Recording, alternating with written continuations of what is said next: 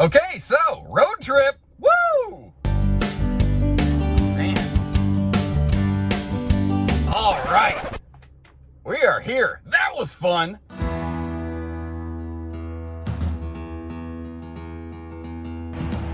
Hey everybody, Josh the RV Nerd down here at Advantage One RV today. And if the idea of towing something large or driving something large scares the crap out of you, but you want to take a road trip and you want to kind of be able to do it your way, I've got an awesome option here. It's a Roadtrek Adventurous XL edition.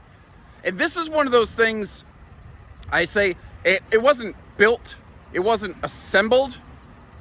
These things are crafted. Everything you see on this is a top shelf component, material. Like it's got double lithium batteries on board. Everything is like hardwood or a micro laminated, like custom crafted plywood.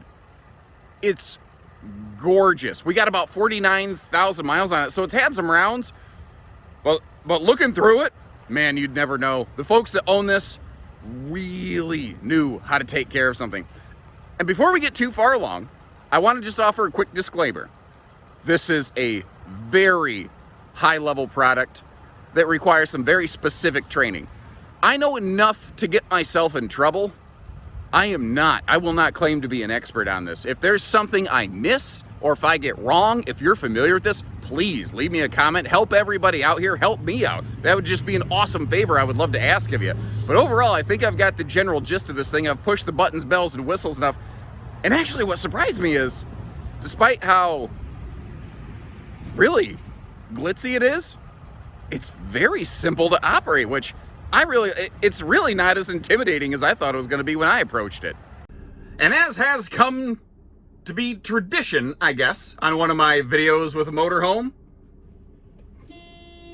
Ooh, that's got a little horn like my Kia Soul. I figured it would. I was hoping it had like a brrr, but it's a and with this giant sliding, I don't know, whether you call it a door or a wall, whatever the case may be, it is just like big, open, welcoming, inviting. And I'm telling you, I don't want to sit here and gush over this like 1,000 times, so I'm going to get this out of the way right now. The material selection and quality in this is absolutely second to none. Like all solid surface countertops. This is all like custom crafted hardwood cabinetry. We've got the cool little like aircraft style lock jobs on this. And it's not something that even translates to camera. But if you get a chance to actually put your hand on this stuff, even like the quality, the thickness of everything, the seating of everything is a cut above here, and then +1. And it looks like a space shuttle from back here on this rear lounge. How cool is this? Almost like an air traffic controller lighting kind of situation. This thing, it is cool, it is wild. And in case you're curious, like, how are you supposed to sit there with that cushion at your back? We'll get back to that in just a minute here. Don't you worry your pretty little head. And to give you an idea, look at this. The folks even have the original little like protective dust cover on that pivoting TV right there with your entertainment above. So we're at the rear lounge, that rear kind of sofa space that we saw. This is also a power drop bed that we'll get to see in just a minute. Awesome window coverage all over the place here. And since this has those Mercedes-style spin-around kind of captain's chairs, it allows you to do something I absolutely love. Having a steering contest with your significant other. Ah! I blinked. Although, admittedly, most of the time when I'm having a staring contest, it's because I've said something really dumb, and I didn't realize it was dumb until I saw her face turn toward me and being like, you idiot. So I'm sitting there staring at her, gauging at how dumb it was to determine, was it dumb enough to warrant, like, an apology? Do I need to get flowers? Was it serious? Do I need to get some jewelry? Now, both of these seats can spin around. I've just got, one facing forward and one facing back. And something I am curious about, someone who's more familiar with this classification of RV, let me know. Is it legal to go down the road with that seat facing backwards. It feels like it'd be a little bit of a visual impairment for the driver, but are there some sort of safety concerns or regulations there? I'd be really curious to know about that. I'm not real sure. Over here, the like your battery monitors and all kinds of things like that. Actually, this thing has like an entire roof full of solar. We're gonna take a peek at that when we get outside. It is actively replenishing the batteries like crazy, even with me sitting in here doing all this stuff. You see that little handheld remote control over there? This does have a max air, or pardon me, a fantastic vent fan, basically above my head where I'm standing right now. It also has a cool air circulation system for when you're going down the road, so you know you don't have one area that's too hot, one area that's too cold. These little like little rug things there in the driver's cab, those were that's just like an extra layer of protection. You can take those out, you can beat all the dirt off of those things, which is I think what my mother would always try to do when I'd put on nice clothes, then I'd go outside and come back in, she'd just start beating the dirt off me. Does that make sense? Anyone else's mom? Now from the driver's area, if you you know, do the dad head check, what was that noise, and you peek over your shoulder, that's kind of what you'd see right there. But moving along a little bit further, we kind of peeked it you know, from the other direction briefly. There's that fantastic fan in the lounge there where we started at. What I actually want to start doing is zeroing in on everything here in the kitchen, because I tell you what, the area of this RV that impressed me the most in terms of the layout was the kitchen. First of all, a little convection microwave oven down there, and this actually has dual inverters, so you're going to be able to run like all that kind of stuff. And representing the only ding, blemish, or defect I've been able to detect on this coach, the little finger push that, you know, helps unlock the refrigerator, that little clip appears to have gotten snagged and popped off there. Obviously, you can still open the fridge like I've done here. It just kind of takes two hands instead of one until you figure out how to do it. But this little mini fridge freezer, that is the only glitch I found anywhere in the coach. Wait till you see, like so far, this has been like, so you're like, oh, you're impressed with the kitchen? This is boring. Hold on. This thing has the most space efficient, effective, amazing use of like kitchen drawer space I've ever seen. And I get that some of these aren't like very deep. It's deep enough though. You need a deck of playing cards. You need to put your, you know, your forks, spoons, knives, your things like that. Every time I touch something, I'm like, oh wait, there's a drawer, there's a drawer, there's a drawer. It just kept opening up. That little folding sink with the tempered glass cover is a brilliant idea right there. And that is a little induction cooktop burner system, by the way. And again, with the power system you have in this RV, you're going to be able to sit anywhere you want, fire that thing up, and have a good old meal. What would you be cooking? What's for dinner tonight? Like, when I'm camping, it's the pretty traditional, you know, burgers and brats kind of fare. Maybe some barbecue chicken if I'm feeling really adventurous. But when I'm in a coach like this, I start envisioning myself being like, yes, I'll have some lobster bisque with a nice white wine to complement. Thank you. It feels like we're in a totally different kind of class here, you know? And something that's actually kind of striking me as I'm walking around in here, I'm about 6'2", 6'3".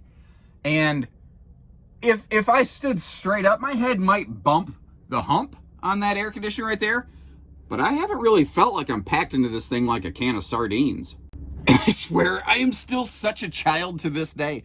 I opened up this cabinet, and the first thing I thought is, ooh, I got a place I can hook up my Nintendo.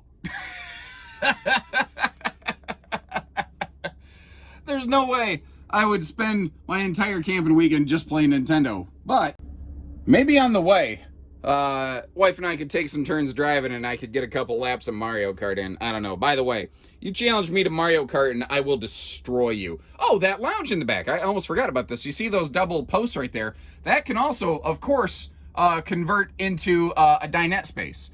Now, you might be wondering, okay, so that's fine, but where's the bathroom? Well, that's these two big doors right here. So I want to start down here to give you a point of reference. And I'm going to let you know, I'm about to do something I really generally dislike doing. I'm going to flip you in like super crazy wide angle mode just because I feel like it's the only way you can effectively see how everything kind of relates to one another. I don't usually like doing this because I feel like it provides a skewed, deceptive view of things, but, you know, pointing it out first and foremost, I think you can discern the one versus the other. Now, it's obviously a compact little wet bath space. You see that curtain that can actually like wrap around the door to keep all the water in here. It's going to be stuck to you, but, you know, it allows you to take a bath in here without going to a public bathhouse, which maybe you dislike or maybe just isn't always available. Plus, when you're going down the road, sometimes you're 100 miles till the next travel stop, having that bathroom available is nice. So it's our sofa, it's our lounge, it's our dinette. You can sit on it going down the road, but you just push a little button and it also power drops down into your sleeping space. So you remember those funny little dinette cushions just to the left of my hand over here? Well, those slide down and they help finish off a surprisingly spacious big bed space back here. Now, she's riding on a Mercedes Sprinter style chassis, which has that quiet humming little turbo diesel. Actually, let me shut up for a minute. Listen to this. That's all the volume there is. You can sit right next to it, have just a normal conversation. And I tell you, this is one of the very few cab styles where a long-legged idiot like me, I actually feel like I have enough legroom in this thing. It's one of the only, like this and a Ford Transit, they're the only things where I actually have to slide the seat forward slightly so that, you know, I don't have my, well, I can touch the pedals without my toes, but a normal, like, van chassis, man, my knees are in the dashboard on those things. I really don't enjoy driving them. This is so buttery smooth by comparison. And this one, it's so cool to me how the inside and the outside play off of one another. Like, remember, you've got that, you can turn it into like a 3 seasons experience if you just want some natural fresh air. That spring and fall camping, perfect for it, because when you leave that door open, you know, you can keep the bugs out. Obviously, I've got one of the cab doors open too, just kind of showing you around a little bit. And that power step down at the bottom right there, you got a little hitch in your giddy up. It just gives you a bigger, sturdier, wider footprint, you know, to have something under you when you're climbing in and out, which is great when you got an armload of groceries, you know. The awning, I'm totally blanking on the name of that style awning. It's a Carefree. Oh, I can't remember the exact name of it. Someone's going to say it and I'm going to be like, yep, that's it. I'm an idiot. Like, you know when you forget the name of an actor, you're like, oh, that guy, he was in Harry and the Hendersons. And then someone's like John Lithgow. You're like, oh, yeah. Back here, remember, I'm not an expert on this, and I would appreciate some assistance. This is obviously something that was made with some kind of intention.